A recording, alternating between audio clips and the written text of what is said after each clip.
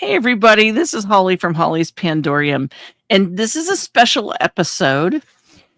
I have with myself here my friend Kat Ward, and we're doing another episode of Creepy Tales from the Sisters Grimm. So, we both love stories and information about everything to do with the paranormal.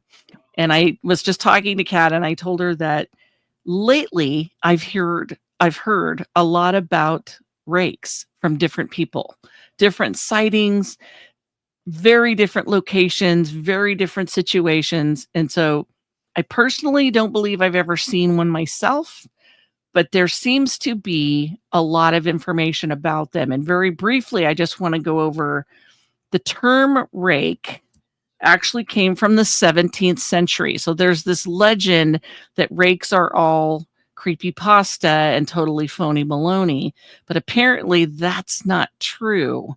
So the original information about rakes is that it was a terminology from the 17th century labeled to men that were very promiscuous and would gamble and live basically a very reckless life. They would lose money, they would be philanderers and just basically not good people. They would be very wild and crazy and cause a lot of grief basically in wherever they were at. So it's interesting that they morphed. They actually had a different term. They were shortened to the word rake, but it was rake hell. So rake, Hell, is how they were referred to in the 17th century. So Kat, you have a story about a rake that you were going to share. Do you want to share that with us Yeah, now? thanks. A rake-like entity. So my daughter and I were driving about 4 years ago down this road, and it was not. There was still sunlight, but it was starting to get dark. But it was rainy. So, and I say sunlight because some parts of the town there was sun, and then there was just like a cloud over where we were. And there was a car coming towards us. My daughter was driving, and all of a sudden she says, "Mom, did you see that?" And I'm like, "I saw nothing. Why? What did you see?" She says, as that car was approaching, because of the rain and everything, um, she saw this creature just jet in front of us, just cross the road really fast. And she says it was translucent, but it was rake-like. It looked like a rake, but she knows what rakes are, and she says it wasn't that, but it looked like it. Um, Interesting. yeah, and it was amazing, and it went, so the section that we were at, there's, houses, but there's lots of woods too, like a lot of trees, and one of the where this I'm gonna call it a rake for lack of a better term, Okay. when it crossed the road, there's this really beautiful house. It's kinda like a mansion, has lots of property, lots of trees, and it went into that yard. So for the longest time, every time we drove by that house, we're always looking and paying attention to Yeah. see, does it live in those woods? Like, what's going on? And, she hasn't seen it since or before. So it was really, really strange. I really wish that I could have seen it as well, but she said it's almost like the headlights beaming through the rain kinda made her see the creature. That's incredible. So I have to ask, so what kind of daylight situation were you dealing with? Was this late at night? Was it late in the afternoon? Was it early No, morning? it was, geez, it wasn't early morning, it wasn't quite nighttime yet, the sun was just starting to go down, I can't remember Okay. what that's called. Um, Dusk. Thank you. Yeah, And I say the sun was just starting to go down even though it was raining, like I mentioned earlier, sure. it was, I guess you could say, partly cloudy, so we did have Okay. some sunshine. Okay. So, So not bright outside. yeah. Okay. So Okay. it's almost like you just had the right elements to be able to see this creature that ran across the street. And she Interesting. said it was white, it was lanky, she could kinda see through it, and it was pretty much the same description as a rake, but a few little differences, but yeah, but she's like, "Mom, it was not a rake, but it kinda looked like it." So, I don't know, I really wish I could have seen it, but, uh, she didn't sense anything bad from it, it just what she picked up from it was just trying to get across her road, doesn't want anybody to see it, so I don't know. So did she happen to describe facial features or anything like that? I think she did, but I can't remember what they were. Okay. I probably should have gotten that information before we hit record. That's okay. You didn't know we were going to do this part. Yeah. I'm just fascinated with them because I've never heard that they were creepypasta. I've more along the lines of, number one, heard that they were outside creatures, they're wilderness creatures. Yep. They definitely are, come after people. I've heard several people talk about them being chased or frightened by, and there's always seems to be a clear image of the rake looking at the person. So like there's no doubt in your mind you're being followed. Yeah. There's no doubt in your mind that this creepy something is following you and has ill intent, because they seem to make loud noises on times. They've heard, and they're identical in their imagery in the sense of an iridescent quality, ghost-like quality, but a more solid face. And I've heard people say they don't see a mouth. Some say yes, they see mouth, nose, and eyes. The eyes are always seen, from what I've been told, and they tend to be much larger than what a human set of eyes would be. I've also been told that they almost seem emaciated. Their limbs tend to be extremely frail looking. They're thin, but they're also very long. And so I always think of the Skeksis from that Muppet movie from the 2000s, the Dark Crystal.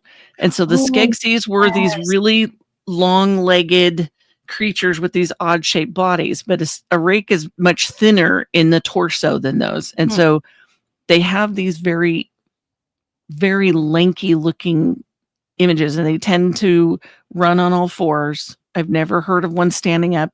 So they're definitely bipedal, or what is that called? Or just not bipedal. Not bipedal. Sorry, I get that mixed up. It's okay. My bad. But so they're definitely something that likes to run on all fours, and they seem to want to chase people. Now, what's interesting in this tiny bit of research that I did is that people are talking about them being in their bedrooms, scaring them and giving them nightmares.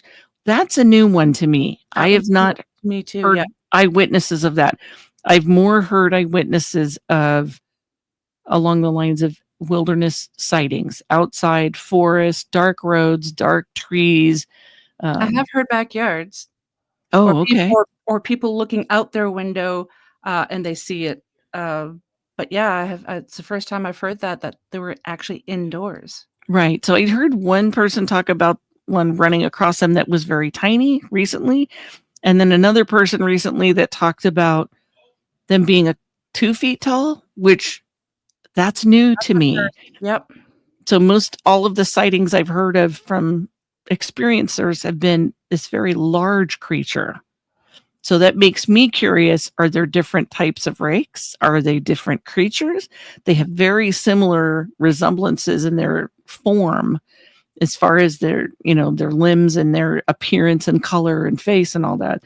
So it's interesting to me. I find this very fascinating. What do you think, Kat?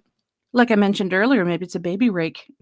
We don't know. Yeah. But, I mean, yeah. It's very vague. And to think that most people assume it's creepypasta, well, so maybe we thought it into existence. We've thought about it so much that maybe poof, here they are. I don't know. A lot of people in the paranormal community have said that they thought it originated from creepypasta because so many people are thinking about it. They manifested it, kind of like Slenderman. Right. Yeah. But I tried to look to see if there's any description on height, and I can't find anything. Me either. But they're generally about human size, maybe a little smaller, but they're not 2 feet tall. They're taller than that. Unless because they're kind of hunched on all fours. Maybe. They seem smaller. Yeah, maybe. Maybe. Because I've heard a couple people talk about when they were being chased or when they turn around and look at it, that the limbs look longer than a human's. Like the arms are way longer than a human's would be. Yeah. And it's almost as though, they've got their front arms extended out in a long ramp, like a slide style. And then they basically are kind of squatting on their back legs. So I'm not sure how else to describe it. It reminds me of like an old Harley that's been stretched out for a 1970s biker. They have this very Yes. long nose. They're Yep. very elongated, and They then are. they have this little bitty back. Yeah. So maybe that's part of it. I don't know. I mean, I'm wondering if there's other creatures that are similar to that. And so, well, Kat and I were poking around looking at things. We came across something else, and you're so much better at pronouncing things than I am. Are you up for this one, Kat? I forget how I pronounce the Japanese one. Yes. Did I say it was Raiju or Reiju? Yes. Yes. Raiju? Raiju. Raiju. It's Japanese, and we do apologize if we did butcher the word. Yes. Please forgive us if we're mispronouncing this horribly. That's a fascinating creature. Yep. Seriously. Yep. So obviously we found this in the letter R of our creepy monster books, but this creature, this is so funny, you guys. Okay, so this creature can manifest into one of 5 or 6 different types of animals: a badger, a cat, a dog, a wolf, all kinds of stuff. But here's the interesting part. So 2 things are really interesting about this Raiju. One is they seem to come out of lightning damaged trees. So, when trees get hit by lightning, la la la. Well, that's where they come from, apparently. And then, Kat, you learned something interesting about the lightning god. What is they're Yeah, so connected to? apparently the Raiju, again, I'm sorry, Mhm. is a companion of the Raijin, Raijin, which is the Shinto god of lightning. So kind of like Odin has his crows, it Right, looks like the Shinto god of lightning has his companion as well. right, which is fascinating. So it's not a giant animal, or in some cases, possibly, because it can be a tiger, apparently, on some occasions. But Yeah. what's really fascinating is there's a wives' tale that when it's thunder and lightning, you better lay on your stomach because they seem to be able to crawl into people's belly buttons. Now, out of all the paranormal cryptid creatures that I've ever heard of, that's probably the That's a most new amusing. one, Yeah, that's right? and, I mean, how could you be I guess you could be afraid of it, but it's just it's comical. That just seems too funny to me, and It is. maybe it's not a laughing matter for those that are very serious about them, but Yeah, genuinely, it's new information, so we're kinda giggling at the whole thing to begin with. yeah, But the other thing, let's jump back to the rake for a second. yeah, So, one of the things that was discussed about how to deal with a rake is apparently they're fear-based, so they like to scare us. That's their thing. They like to frighten us. So, knowing that can help protect you if you are aware that that's their goal. They want to frighten you. So, in my experience, something that likes to frighten you tends to eat that energy from you. So, if you're scared, that's benefiting them in yep, some way. So the goal would be to try and keep a perspective of, nope, we're not going to go there. I'm going to keep my head level and we're not going to let this overwhelm me. The other thing is there's speculation. And again, this could all be creepypasta, you guys. I just don't know. I just know too many people that have seen them. So it makes me kind of go, hmm. So there is a philosophy and a belief that if you wear a scuba suit, if you're out hunting, rake, they can't harm you because they can't reach your skin. So, Kat's first thought was, wouldn't any barrier do that? So we're not sure where that philosophy came from or that belief. And if there's any research on that, please contact us. Please say something and let Kat and I know because I would love to hear more about this. I think that's kind of amazing. Do I we need wonder scuba suits for rakes or what? the material that scuba suits are made out of my dad used to be a diver, and I can't remember, um, Is it neoprene? I think I don't know. so. It's a Okay. rubberized material, isn't it? Yeah, yeah. Okay. I wonder if that particular material just, Is it enables the rake not to be able to touch you. I don't know. 'Cause some materials with electricity are barriers. Yes, yeah. Some are insulators and good barriers, Mhm. and some are, magnify it. So maybe that's part of it. Maybe because it's It rubber-based, it would repel their sensation to us? I don't know. That's another great question. I mean, that's who knows? also But it says here Oh, go ahead. No, go ahead. Go ahead. I was gonna say, I just found that, in order to, uh, kill the rake, Okay. I don't can I say that word? Sure. Unalive? I don't know. Sure. Yeah, yeah. Um, it's to it's through intense confusion and persistent attacks, so apparently if you're confused or Okay. the rake's confused, I don't know. Okay. But it's interesting because, it feeds on fear, so, like you had Right. mentioned, if we're jovial and we're laughing, would that get rid of it? And that reminds me, I use Star Ah, Trek a lot for, examples on my show. Oh my god. okay. So it Okay. reminds me of the original, Star Trek with Kirk, like, when I was a kid, and Spock, and they had, encountered this entity that was going around killing women, and it was supposed to have been the, kinda like the spirit of, um, Jack the Ripper, but it wasn't a spirit, it was kinda like this entity could jump into people's bodies and commit Okay. murders, and then it would and as soon as they started doing, space travel, then that person who had the entity in them would hitch a ride, and then it started going out into space, and the only Oh, way to wow. get rid of it was to inject everyone with, a drug that would make everybody laugh and be happy, and they didn't care that they were being terrorized. So Huh. it kinda reminds me of that. Yeah. Yeah, That's awesome. I can't So remember. laughter is the best medicine. Yeah, yeah, yeah, I I guess. love that. I'm just fascinated with the whole rake observances, and I'm fascinated that people from all different areas have seen them and seen different sizes, and so then I have to go back to, okay, so what's consistent about them? Their coloring is consistent, their frailness is consistent, their eyes are consistent. There's not always a visual of the nose and mouth, Yep, but the rest of it is very similar, yep. with the exception of the height, which what does that mean? And like Kat said, maybe they're different ages.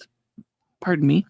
Um, it's hard to say. I mean, I'm not sure what really attracts them exactly. Um, I'm fascinated that they like to terrorize people at night. That's interesting to me, um, because there's a lot of things that do that. They feed off of negative energy, and fear, especially, is very powerful. Mhm. It's a very strong emotion. There's lots of energy on that, so Yep. it kind of makes sense. So if Um, anybody watching this has seen a rake, please message us and let us know description. How tall was it? Have you seen the short one? Like, give us as much detail as you possibly can. We'd love Absolutely. to hear about that. Right. So you can reach me. I'm going to put this on the screen real quick. Um, at hollyspandorium@gmail.com. And Kat, what is the best way for people to reach you? For me, it would be paranormalheart13@gmail.com. Yeah. So that's awesome. That would be a good way to reach either one of Yep. us. Um, or just on Facebook. You can find either one of us on Facebook. Mhm. Instagram. Yeah, Instagram. There's messaging on that. I always forget about that. I have to double check that all the time.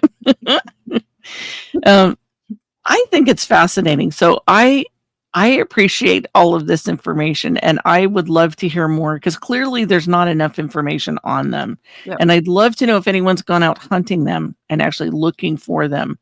And I'm if you sure my have, I mom would. did. Right. Then they're everywhere. They're not just in one state. They seem to be in most states. Mhm. People have seen them, like I said, out in the open quite a bit. I've only heard a couple of stories about people seeing them indoors.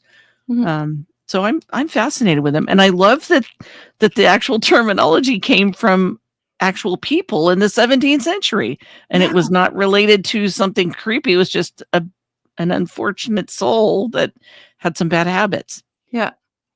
So It's that's kind of amazing. the origin's very fascinating.